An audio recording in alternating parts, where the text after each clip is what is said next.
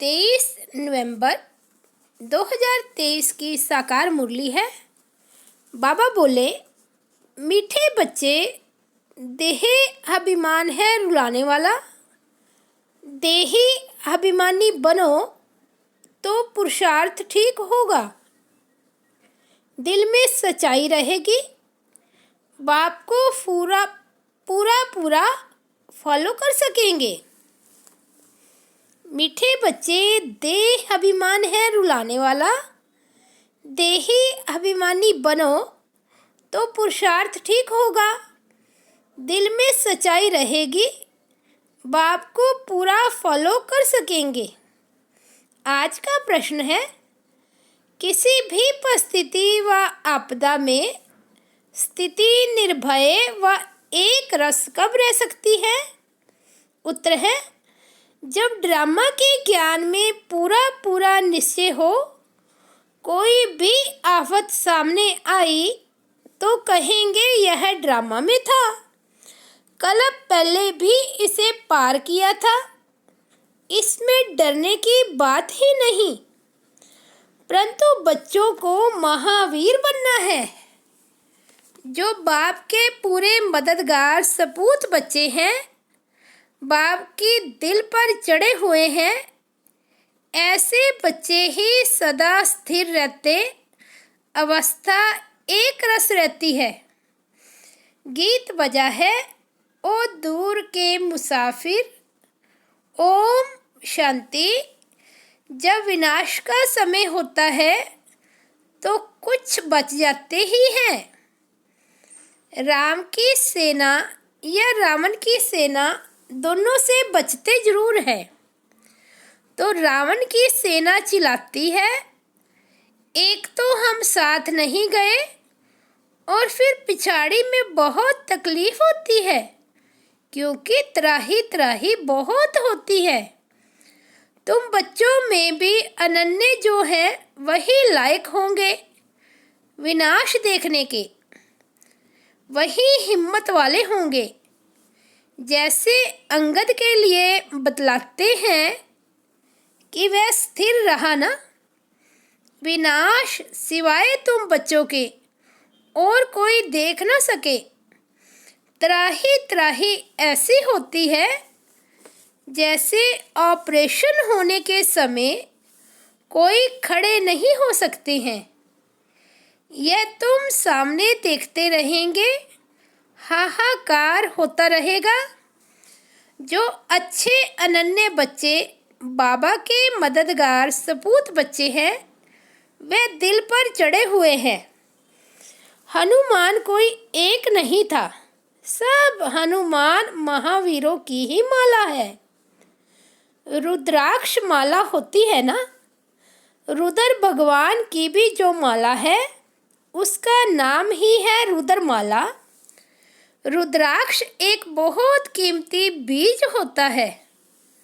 रुद्राक्ष में भी कोई रियल कोई आर्टिफिशियल होते हैं। वही माला 100 रुपये की भी मिलेगी, वही माला 2 रुपये की भी मिलेगी। हर एक चीज़ ऐसे है, बाप हीरे जैसा बनाते हैं, उसकी भेंट में सब आर्टिफिशियल ठहरे। सच परमात्मा के आगे सब झूठे वर्त नाटे पैनी है। एक कहावत है ना, सूर्य के आगे अंधेरा कभी छिप नहीं सकता। अब यह है ज्ञान सूर्य, उनके आगे अज्ञान कभी छिप नहीं सकता। तुमको सच्चे बाप द्वारा सच मिल रहा है।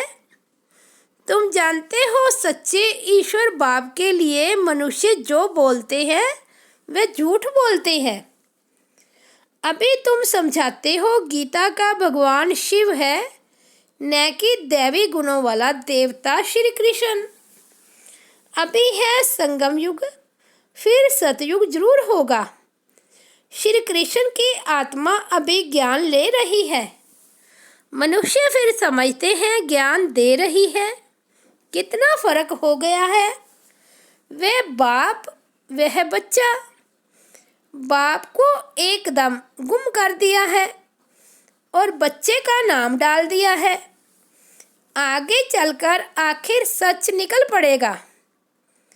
पहली मुख्य बात है ही इस पर सर्वव्यापी क्यों समझा है, क्योंकि गीता में श्री कृष्ण का नाम डाल दिया है। इन बातों को तुम जानते हो। श्री कृष्ण अथवा देवी देवताओं की जो आत्माएं हैं उन्होंने 84 जन्म पूरे लिए हैं। गाया भी जाता है, आत्मा परमात्मा अलग रहे बहुकाल, हम ही सबसे पहले बिछड़े हैं, बाकी सब आत्माएं तो बाबा के साथ वहाँ रहती हैं। इसका अर्थ कोई नहीं जानते। तुम्हारे में भी कोई विरले हैं जो यथार्थ रीति समझा सकते हैं। देह अभिमान ही बहुत रुलाता है। देही अभिमानी ही ठीक पुरुषार्थ करेंगे तो धारणा भी अच्छी रीति हो सकती है। इसलिए कहा जाता है फॉलो फादर। एक्ट में भी फादर आते हैं। फादर तो दोनों हो जाते हैं। ये कौन सा फादर कहती है, सो तुमको थोड़े ही पता पड़ता है, क्योंकि बाप दादा दोनों इस शरीर में है। एक जो एक्ट में आते हैं उसे फॉलो किया जाता है। बाप समझाते हैं बच्चे देही अभिमानी बनो।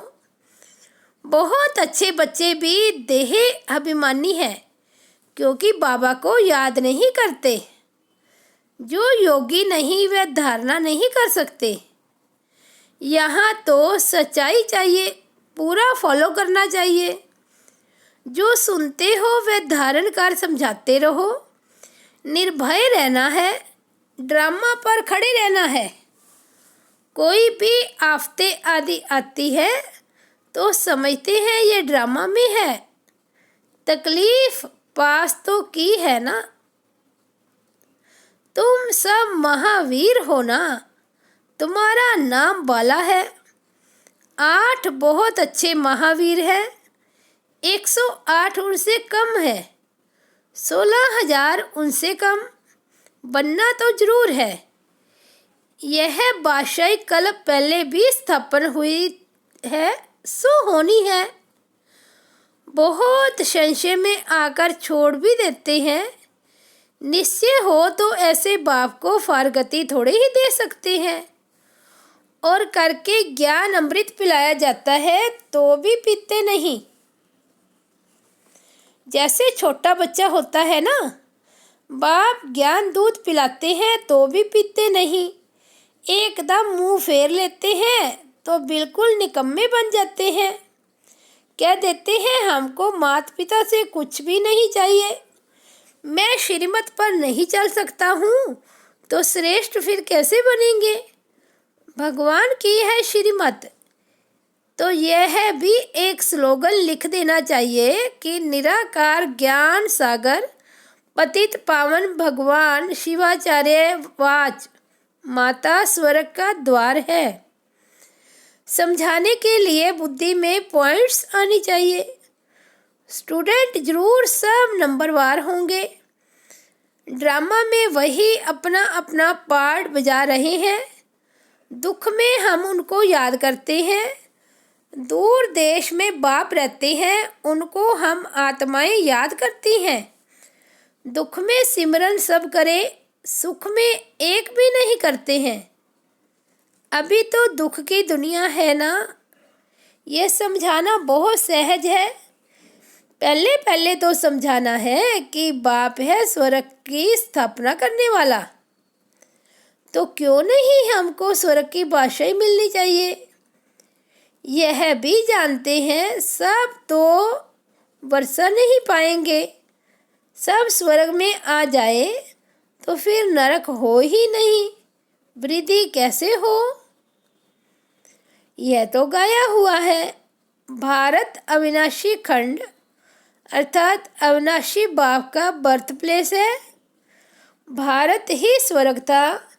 हम खुशी से बोलते हैं 5000 वर्ष पहले स्वर्ग था। बराबर स्वर्ग के मालिकों के चित्र तो है ना। कहते भी हैं क्राइस्ट से 3000 वर्ष पहले भारत हेमन था। जरूर भारत में ही सूर्यवंशी चंद्रवंशी थे। फिर भी उनके हैं कितना सहज है। बुद्धि में ये है नॉलेज चलती है। बाबा की आत्मा में ये नॉलेज थी तो हम आत्माओं को भी धारणा कराई है। वह है ही नॉलेजफुल। फिर कहते भी हैं कि हम प्रजापिता ब्रह्मा द्वारा राजयोग सिखलाता हूँ, जिससे वह राजाओं का राजा बन जाते हैं। फिर यह नॉलेज प्राय लोप हो जाएगी। अब ज्ञान फिर से तुमको मिल रहा है, तो अब तुम बच्चों को चैलेंज देनी है। इसमें बड़ी अच्छी फर्स्ट क्लास बुद्धि चाहिए। बाबा अपने पास कभी भी ऊंची वस्तु नहीं रखते।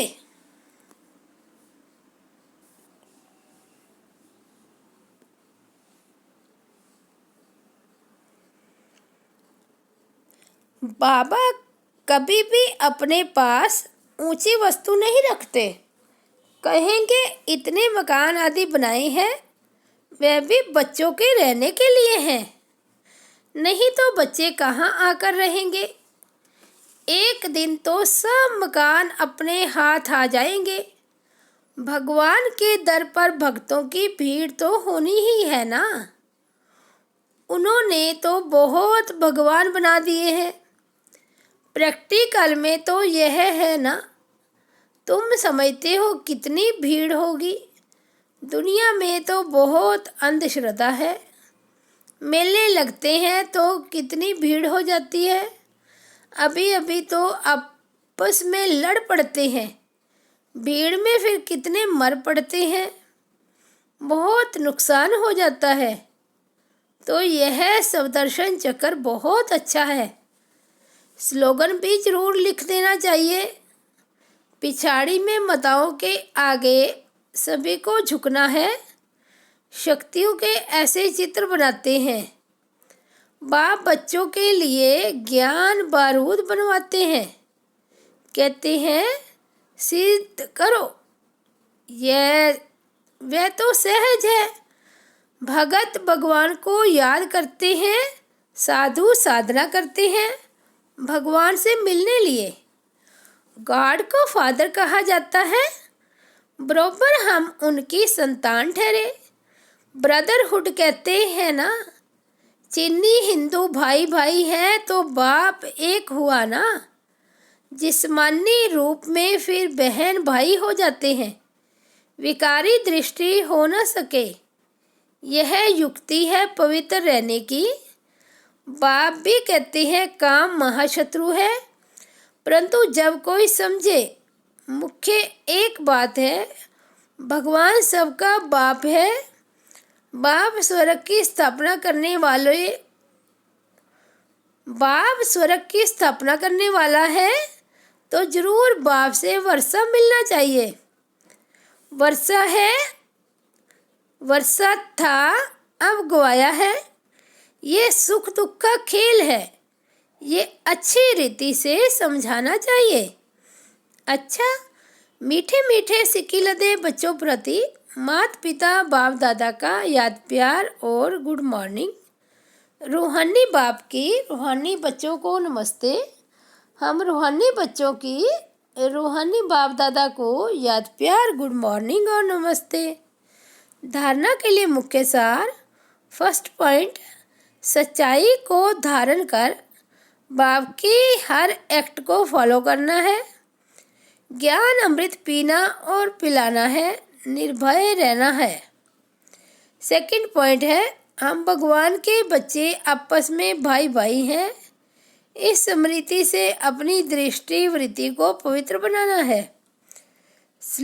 आज का वरदान है, हर एक की विशेषता को देखते उन्हें सेवा में लगाने वाले दुआओं के पात्र भव। जैसे बाप दादा का हर एक बच्चे से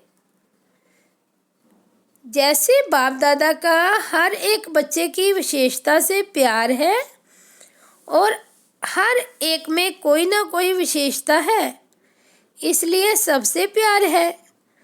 तो अंत भी हर एक की विशेषता को देखो, तो फिर आप भी हर एक की विशेषता को देखो। जैसे हंस रतन चुगता है, पत्थर नहीं, ऐसे आप होली हंस हो। आपका काम है हर एक की विशेषता को देखना और उनकी इस विशेषता को सेवा में लगाना। उन्हें विशेषता के उमंग में लाकर उन द्वारा उनकी विशेषता सेवा में लगाओ, तो उनकी दुआएं स्वतः मिलेगी और वह जो सेवा करेगा उनका साथ भी आपको मिलेगा। स्लोगन है, बाप दादा के साथ ऐसे रहो जो आप द्वारा दूसरों को बाप की याद आ जाए। अच्छा, ओम शांति। तो ये थे प्यारे बाबा के 23 नवंबर के अनमोल महावाक्य। मुरली का हेडिंग, देह अभिमान है रुलाने वाला, देही अभिमानी बनो तो पुरुषार्थ ठीक होगा। दिल में सफाई रहेगी, बाप को पूरा फॉलो कर सकेंगे। अच्छा, ओम शांति।